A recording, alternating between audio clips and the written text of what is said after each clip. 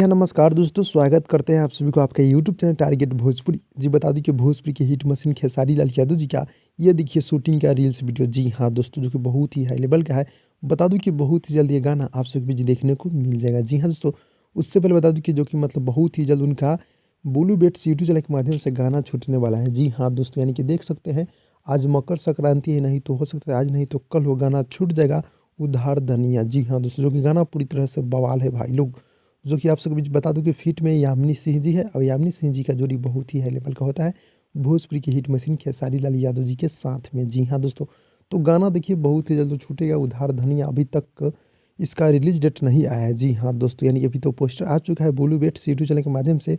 बहुत ही जल्द ये छूट जाएगा। उससे पहले रील्स वीडियो के बारे में क्या रहा है आप लोग कमेंट में कमेंट कर दीजिएगा। जी हाँ दोस्तों, यानी कि एक से बढ़कर एक बहुत ही बड़ा धमाका होगा, क्योंकि अब एग्रीमेंट्स वो हट चुके हैं और एक से बढ़कर एक बहुत बड़ा प्रोजेक्ट आते रहेगा। जी हाँ दोस्तों, तो भाई लोग मिलते हैं अगली वीडियो में। तब तक के लिए धन्यवाद दोस्तों।